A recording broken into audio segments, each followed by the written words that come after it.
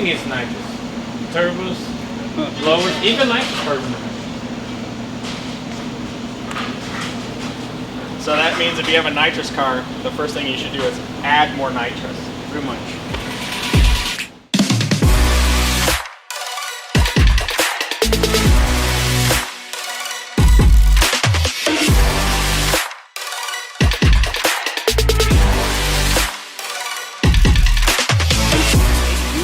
Different the gearing side is longer, an adapter plate, and you can put like a bigger plate or something, and that thing goes from 12 to 14, 16 or something like that. You have like a range that you can do, you know. So that may be useful. What size turbo is it? 94.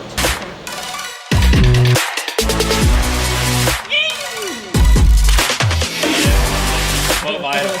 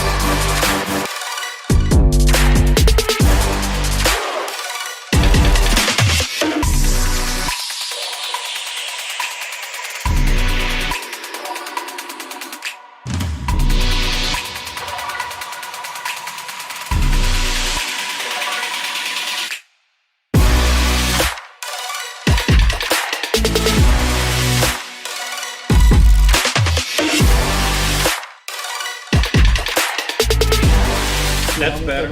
Yeah, that's better. Like a Y before the race, not one and then a Y on the race is better. Always better.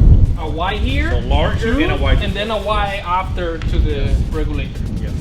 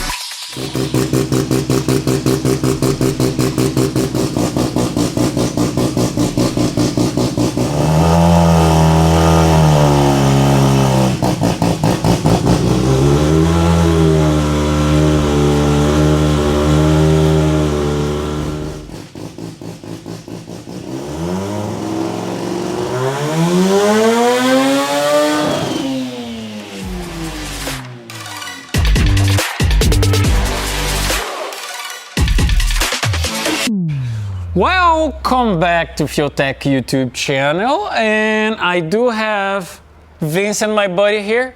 You guys may recall from some different stuff.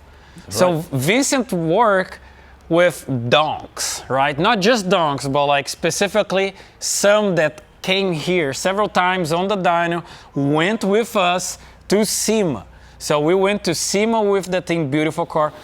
It was here by the open house. So we had the open house, 20 years FuelTech the other day. The Donk was here, and then you show up with something slightly different. This is what, a quarter of the size of the Donk? Oh, these are quarter. This is like a quarter of the size. So you had that beautiful, amazing car that you guys built from scratch.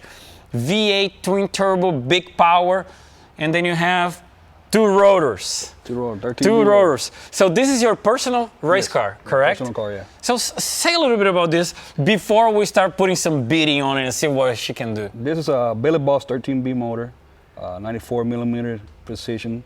Motor was built by RJ Machine Shop in Puerto Rico, back with G-Force 2000 training. It's a 1972 Datsun. Controlled by FuelTech. That's pretty cool. But like, so it is a small car, but it's not that short, right? No, it's a 106 wheelbase. 106 wheelbase, so it's like the wheels are pretty much on the extremes of the car. Oh yeah, it's in the limit. But the car is narrow, right? The car is really narrow. Car is narrow, yeah. So clutch car, as the regular import car, is a clutch car manually shifted, you know? So I know a lot of people like this because it's not an automatic. Nope. It's not like just let go the two-step and wait something to happen. Like you drive this thing. It's an automatic lockup. You're shifting, going through the gears.